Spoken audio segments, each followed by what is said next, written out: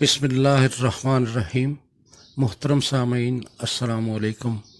آج ایک نہایت ہی خاص عمل آپ کو بتا رہا ہوں جس کے کرنے سے آپ کے کاروبار کو چار چاند لگ جائیں گے انشاءاللہ۔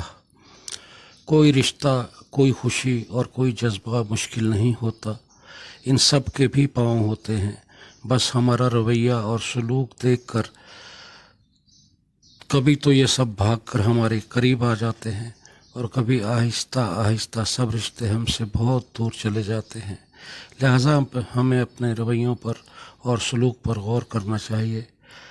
حاصل کی بے قدری کرو گے تو کھو دو گے، چاہے وہ رزق ہو، رشتے ہوں یا محبت۔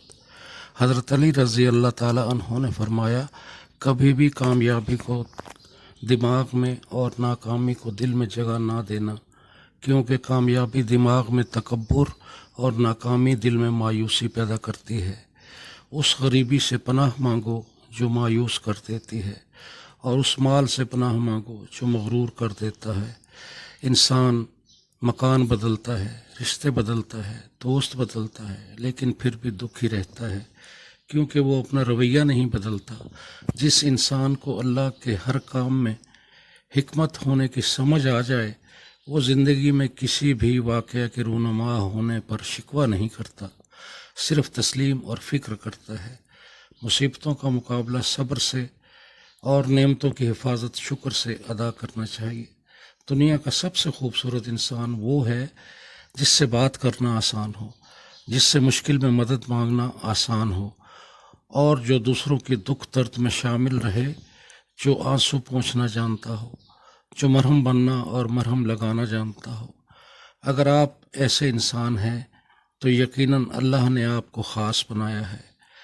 حضرت علی رضی اللہ تعالیٰ عنہ کا ایک اور قول ہے، جو تمہاری خاموشی سے تمہاری تکلیف کا اندازہ نہ کر سکے، اس کے سامنے اظہار کرنا لفظوں کو ضائع کرنا ہے۔ اخلاق کا حسن جس شخص میں آ جائے، وہ خالق اور مخلوق دونوں کا محبوب بن جاتا ہے۔ سخت کلامی کا جواب نرمی سے دینا کمال کی بات ہے اور برداشت کی بات ہے۔ یہ صلاحیت خوش نصیبوں کو ہی ملتی ہے۔ انسان پریشانیوں کو گنتی کرنے کا تو ماہر ہے، لیکن نعمتوں کا حساب بھول جاتا ہے۔ سامعین، آج بہت ہی خاص وظیفہ آپ کے ساتھ شیئر کر رہا ہوں، آج تک کسی نے نہیں آپ کو بتایا۔ انتہائی خاص عمل ہے جو بزرگوں کے سینہ و سینہ چلا آ رہا ہے۔ آج میں اس کو عام کر رہا ہوں۔ جن حضرات کو یہ شکایت ہے کہ لاکھوں کا مال دکان میں ڈالا ہے لیکن کاروبار نہیں چلتا، یا دفتر کی سیٹنگ پر لاکھوں لگا دیے لیکن کوئی کسٹمر یا پارٹی دفتر نہیں آتی، وہ لوگ یہ مختصر سا عمل کر لیں، انشاءاللہ برکت ہی برکت ہوگی۔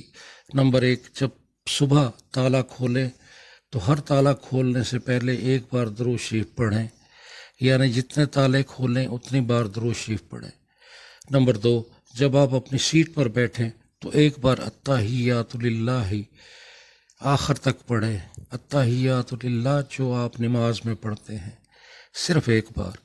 یہ مختصر سا عمل ہر روز کرنا ہے، پھر میرے اللہ کی مہربانیاں دیکھیں۔ میرے وہ بھائی جو ٹیکسی یا رکشہ چلاتے ہیں، وہ بھی سیٹ پر بیٹھتے وقت یہ پڑھ لیا کریں، انشاءاللہ شام کو خوش و خرم گھر لوٹیں گے۔ اجازت دیجیے، اللہ حافظ، السلام علیکم۔